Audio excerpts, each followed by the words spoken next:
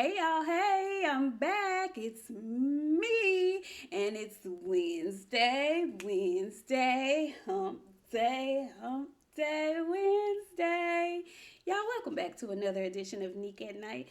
And today, the most of my topic will be about the NFL. But I have to start off with congratulating my favorite tennis player, Rafa Nadal. He has won his 21st Grand Slam. He won at the Australian Open last weekend, and it was absolutely wonderful. He had to come back. He was down 2 sets to none. He was playing Medvedev, who is an excellent tennis player. He's one of the young guns that's coming up, number 2 in the world. So he was giving Rafa all he could handle. But baby, Rafa got his mind right and won the last 3 sets, and it was not easy. He had to work. For y'all that don't know, Rafa is up in age, so he's on the back end of his career, but he just ain't ready to let it go yet, and he has the skill to still win, and it's just phenomenal to see. I love it. He is the first man, like I said, he's the first man to get to 21 Grand Slams. Now Serena Williams, on the other hand, has 23 already, but I ain't talking about Serena today. Today is about Rafael Nadal. And so congratulations to him. And also congratulations to Ash Barty. She won the Women's Australian Open. And she's actually from Australia. So I know they were super happy for her. Now, vamos, Rafa. Vamos. That means let's go in Spanish. Vamos. Anyway, so moving on. We're going to tackle some NFL news because it's a lot. There's a lot going on in the NFL. Okay? So first thing we're going to talk about is we do have our teams for the Super Bowl. We have the Cincinnati Bengals and we have the Los Angeles Rams. I'm so very excited for the Super Bowl. I have no investment in any of these teams. I just like football. But if the Rams are going to win, I'm going to need them to have a conversation with their fan base. Because, baby, last week's game did not look like a Rams home game. It was so much red in the stands in SoFi Stadium, I thought I was back at Candlestick. It was so many 49er fans in the stands. I could not believe it. I was like, well, I mean, I know it's California, but good grief, where are the Rams fans? Anyway, they pulled it off. They won the game. Both games were highly competitive. I tell you, I have not seen this good of playoff performances in the NFL, and I don't know how long. It's been phenomenal. They've been playing some very entertaining games. And so, ironically, the Rams are going to get to play the Super Bowl in their home field. Now, Cincinnati, ironically, has been winning on the road, I believe, since the playoffs started.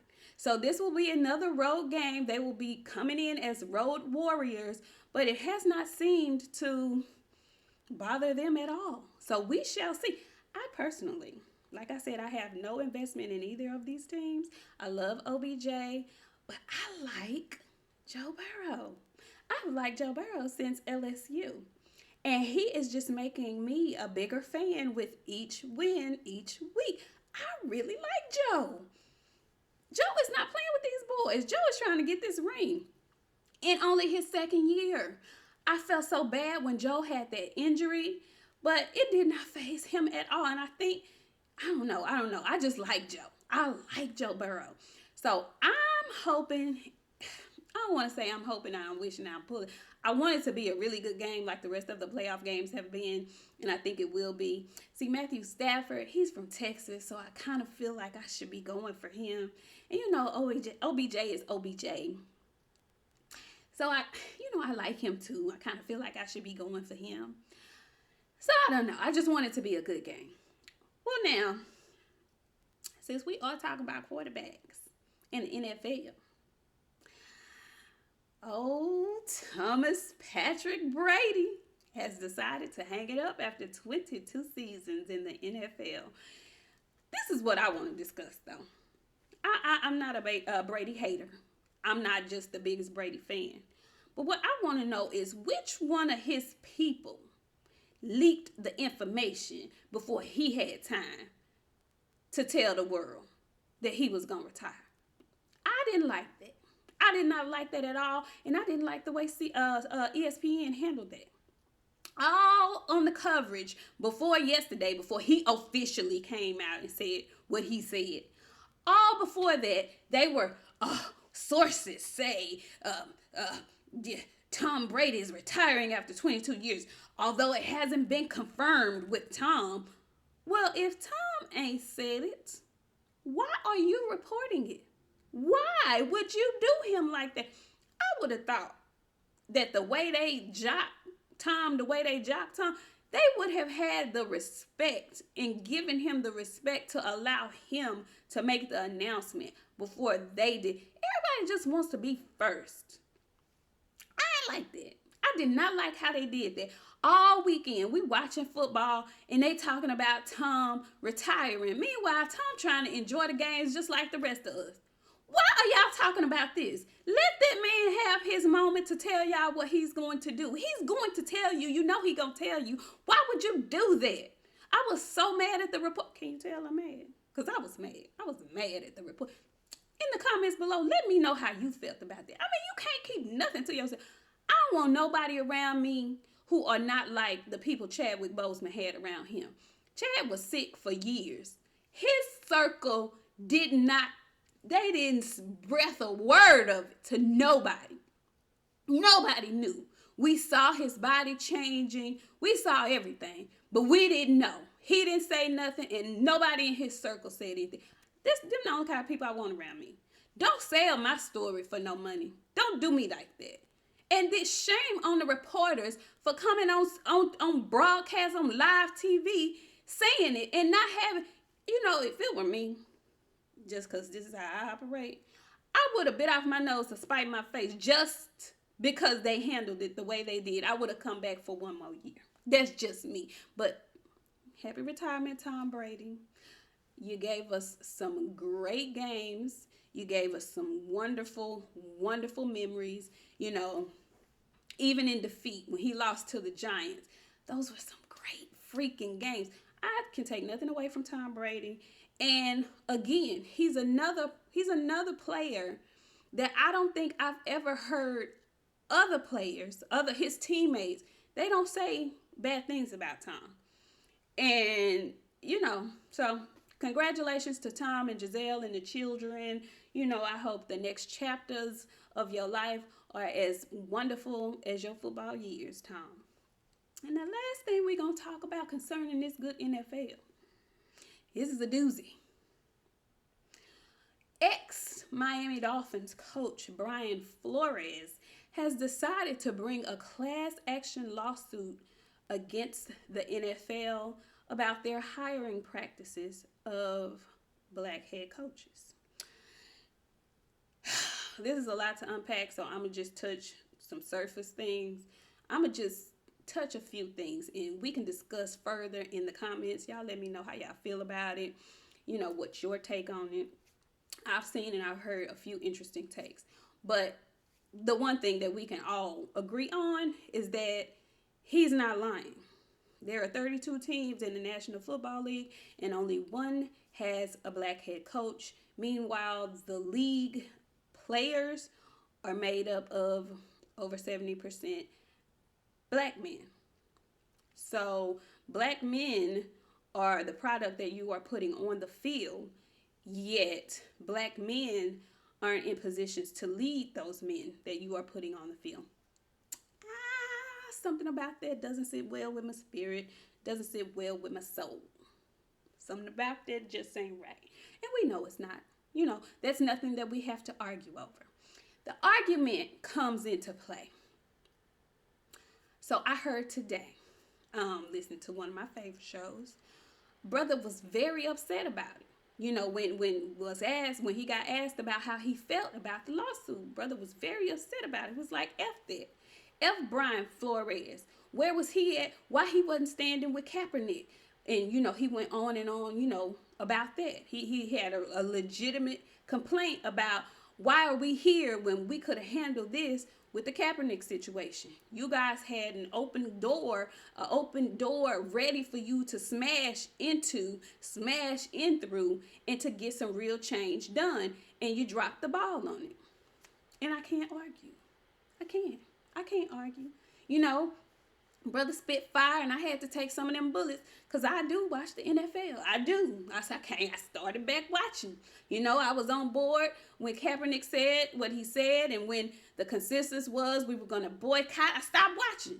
I stopped watching. And then some things happened and some things changed, and I started back watching. Yes, I did. Yes, yes, I did. Yes, I did. Everybody has their own reasons for doing so or not. But I did start back watching. Now, this is my thing.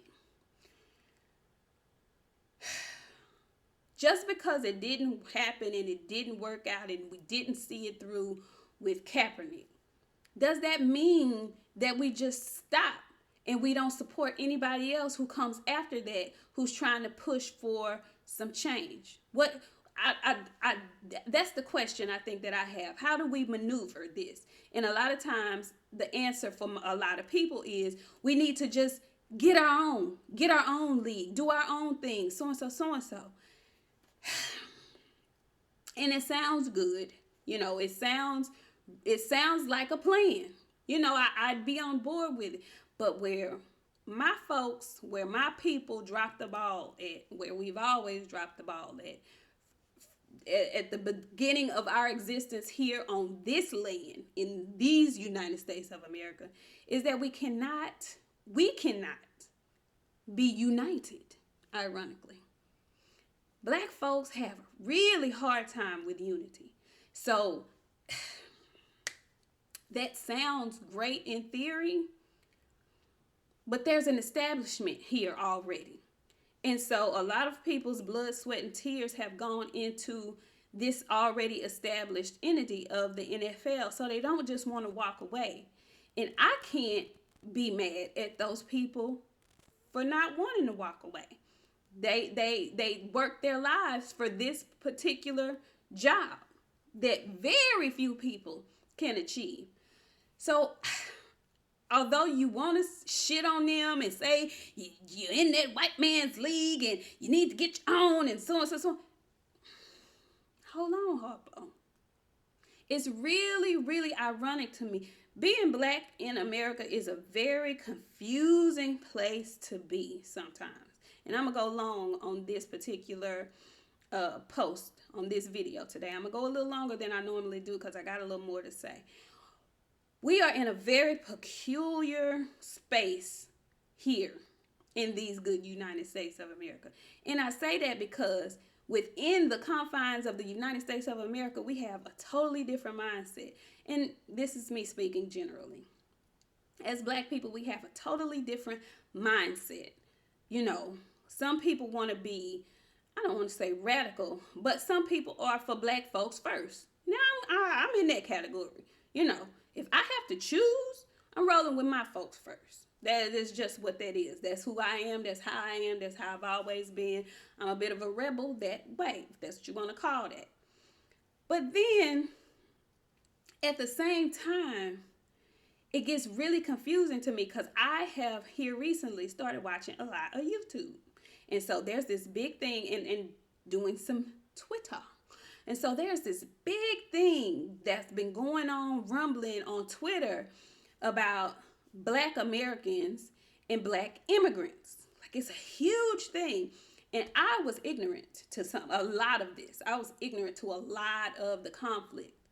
And so I'm in these spaces and I'm just listening. When I don't know, I shut my mouth and I listen. And so I hear a lot of black people who are immigrants to the United States. They feel away. And then there are black people who are foundational black Americans who feel a way about immigrants that are black. In my mind, this is how I feel. We black. I don't care if you from Africa, if you can only trace your lineage back to slavery here in America, if you are Brazilian black, if you are Puerto Rican black, if you are Dominican black, if you are American black, if you are like my guy, Gael Monfils, and you are a French black man. In my mind, If we're fighting something, I see black first. But then I get on these other platforms and I listen to these people, even in something as minuscule as boxing.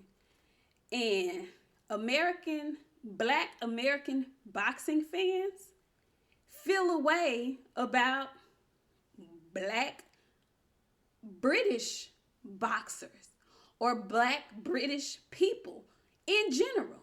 There is a complete disconnect.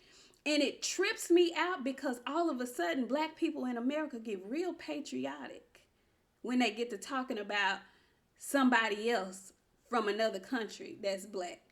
Some kind of way we get real patriotic and real American. Oh, they ain't in America. Oh, so we loving on America today. Is that what we're doing now? Because like 30 minutes ago, we were shitting on American shit that's going on with black people. So I get confused sometimes. We do not present a united front, which is why we are defeated so easily most of the time. And we've been saying this for years. This has been said for years. Divide and conquer is the easiest way to defeat your enemy. Easiest way, simple. We know this. We've heard this. Yet some kind of way we always end up being divided. I've heard some of the most outlandish remarks from people about Africans, about the people in Africa. It's so unfortunate. It's so ugly. I hate when I hear black Americans go off and talk sly and just say ignorant, dumbass shit about places that a lot of them have never been. The only place you've been is the city that you've been born in, maybe in the state. Maybe you've gone out to another state in the U.S., but you've not been overseas. You don't have the knowledge to speak on certain things and certain people in certain places. But you live in America and your mind has been warped about how other people live. And then you'll spew out that dumb shit. I can't stand that. That pisses me off a lot. That's just me though. In my mind, black is black, is black, is black. We don't have time to get into I'm black, I'm from so-and-so. I'm black, I'm from so-and-so. I'm black, I'm from the U.S. I'm black, I'm from Texas. Oh, I'm black, I'm from New York. No, boo. We black. Period. We don't have time to strip down to what piece or part of a nation you're from that doesn't belong to you. We don't have that kind of time. We trying to do some things. We need everybody on board. We need to all be on one accord. The smallest, most minute things cannot be the reason we decide we're not going to be a collective. That's the biggest issue I have. And just because you disagree with somebody on this thing doesn't mean blow up the entire movement. If you don't agree, cool. Shut up. Say it all the time. Shut your ass up. Let these people move how they moving. So with this Brian Flores thing, I don't want people going, well, where the fuck was that man at when they was doing that stuff for Colin Kaepernick? Where was that man at? Or why we even talking about this? Well, we're talking about it because we still have the same issue. It may have gotten a little better. Maybe it didn't. But we're trying to tackle it again. And we're trying to tackle it in another angle. And in another way. If you don't want to be in agreement with it, cool. But shut up though. Shut up though. Don't tell nobody else what they shouldn't do because they didn't do it at this time. Well, maybe they couldn't do it at that time. Maybe now they have the resources where they can put on another united front. You either get on or shut up. Don't try to spoil what I have going on, especially if it's going to be beneficial for the group later. That's all I'm saying. You know, I don't like to shit on people when they're actually doing something. I may have a difference of opinion. I may not agree, but I'm not going to jump out and just shit on what these people have going on, especially if it's beneficial to somebody. If it's some bullshit, then that's different.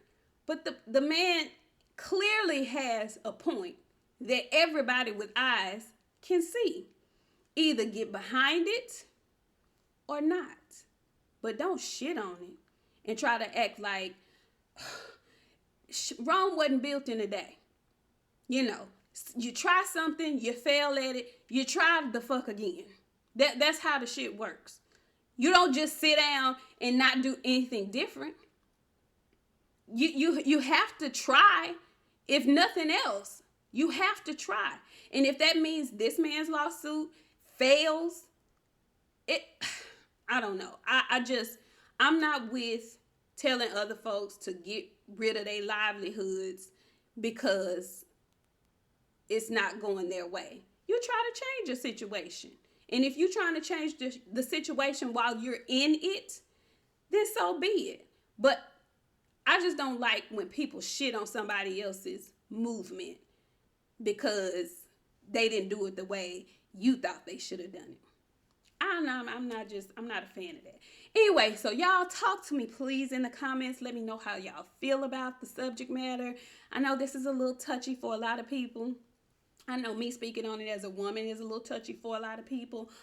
You know I don't care about that though, right? Okay. So yeah, let me know how y'all feel about that. Let me especially know how y'all feel about patriotism among Black people in the United States. Because we get real patriotic when we talking to people who are not from the U.S. But then when we get to talking about domestic shit, it's a whole nother feel, a whole nother tone, a whole nother vibe that we're coming with. So it's just very complex to be a Black American. It's a very complex situation. Y'all let me know how y'all feel in the comments. I will talk to y'all next time. Hit the subscribe button if you haven't already. Share the video if you enjoyed the content. And I will see you all next time.